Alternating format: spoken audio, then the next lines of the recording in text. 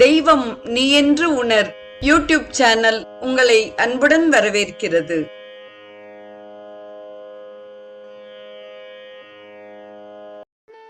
அன்பு உள்ளங்கள் அனைவருக்கும் இனிய சுபதின வணக்கம்.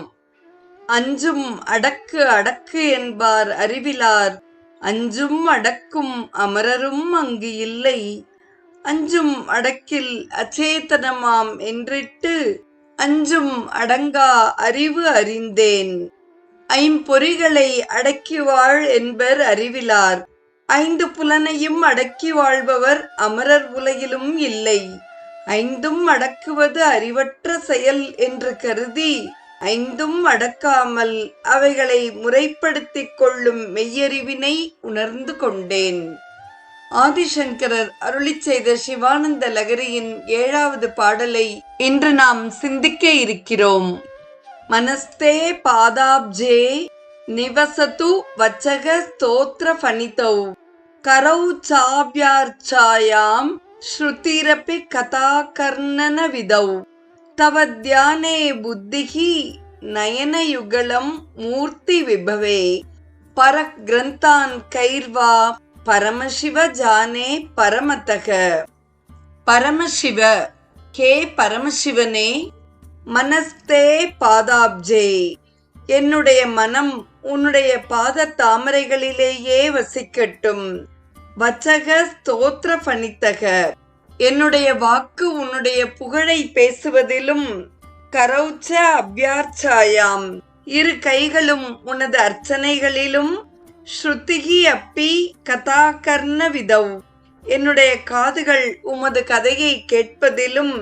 புத்திகி தவ தியானே, என்னுடைய புத்தியானது உங்களுடைய தியானத்திலும்.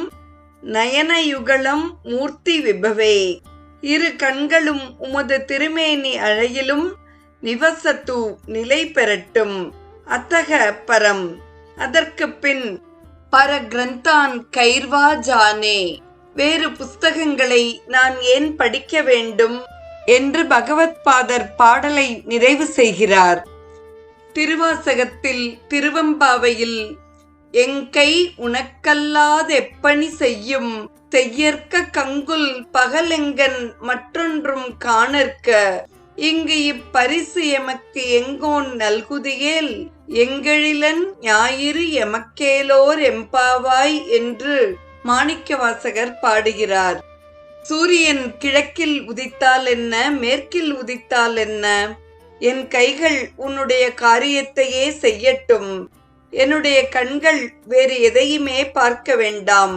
உன்னுடைய திருமேனியை பார்த்து கொண்டிருந்தால் அதுவே எனக்கு போதும். இந்த ஒரு பாக்கியத்தை கொடு என்று கேட்கிறார். அதேபோல் இங்கே ஆதிசங்கர பகவத் பாதர், என்னுடைய எல்லா புலன்களும் மனதும் புத்தியும் உன்னுடைய காரியத்திலேயே இருக்கட்டும் என்கிறார். இந்த ஐம்புலன்களையோ மனசையோ அடக்குவது என்பது முடியாத காரியம்.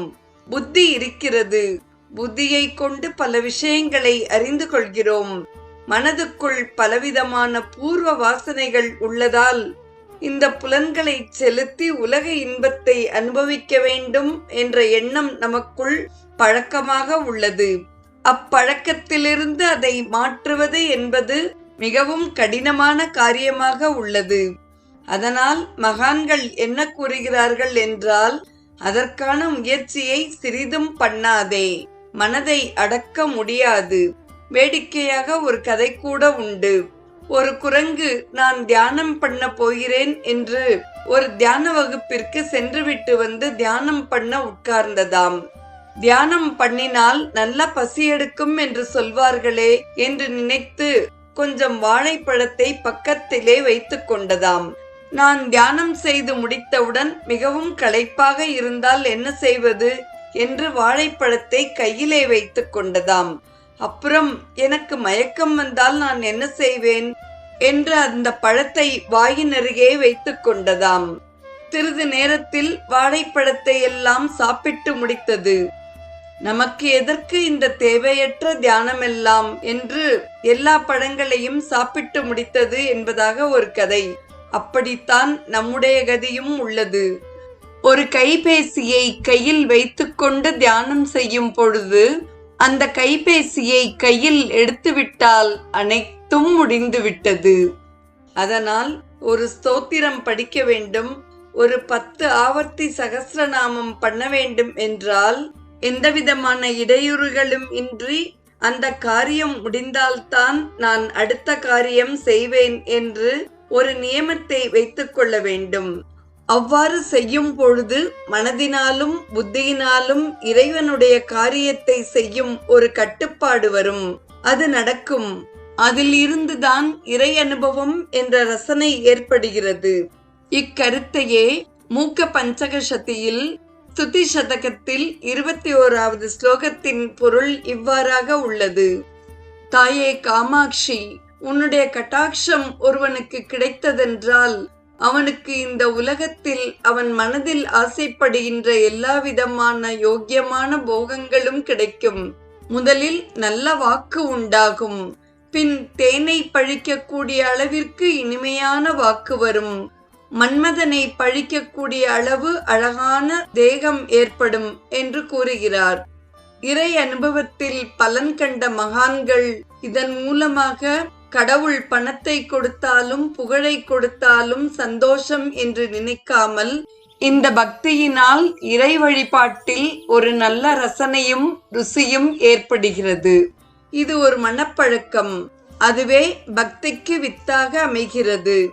இதையே திருநாவுக்கரசர் தமது தேவாரத்தில் தலையே நீ வணங்காய் தலைமாலை தலைக்கணிந்து தலையாலே பலிதேரும் தலைவனை தலையே நீ வணங்காய் வாயே வாழ்த்து கண்டாய் மதயானை உரிபோர்த்து பேய்வாள் காட்டகத்தோடும் பிரான் தன்னை வாயே வாழ்த்து கண்டாய் நெஞ்சே நீ நினையாய் நிமிர் புன்சடை நின்மலனை மஞ்சாடும் மலைமங்கை மணாளனை நெஞ்சே நீ நினையாய் என்று கூறுகிறார்.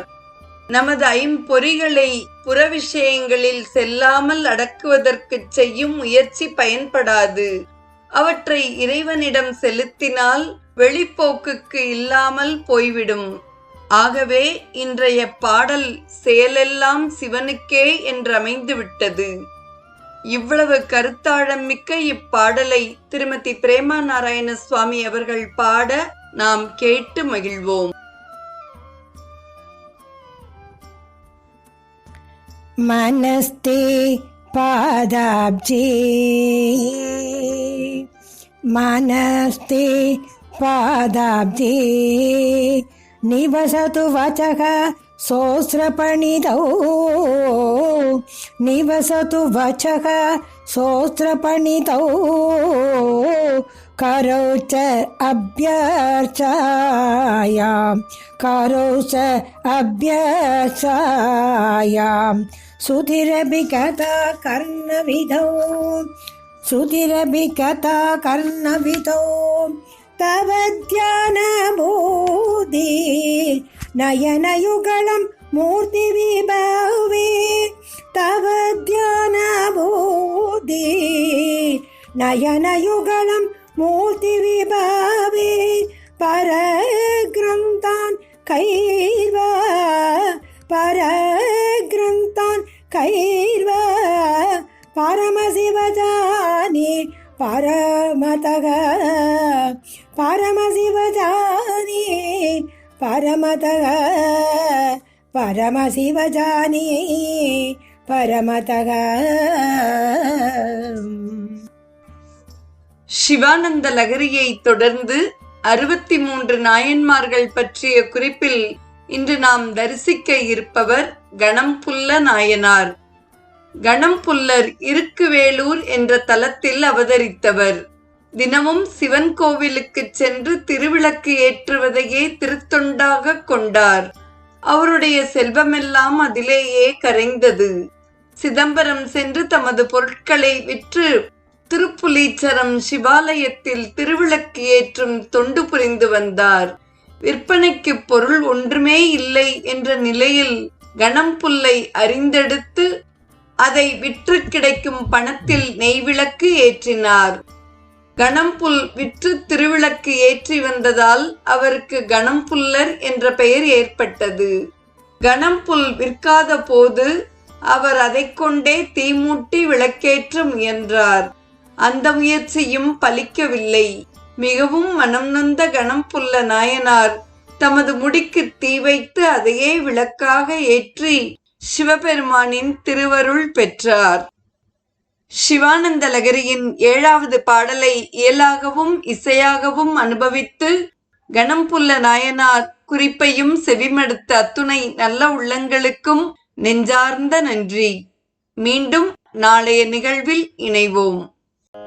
தெய்வம் நீ என்று உணர் யூடியூப் சேனலை கேட்டு மகிழ்ந்த நீங்கள் உங்கள் நட்பு வட்டத்திற்கும் பகிர்ந்து தொடர்ந்து உங்களது நல்ல ஆதரவினை சப்ஸ்கிரைப் செய்து வழங்குமாறு அன்புடன் வேண்டுவது உங்கள் அன்பின் விசாலம்.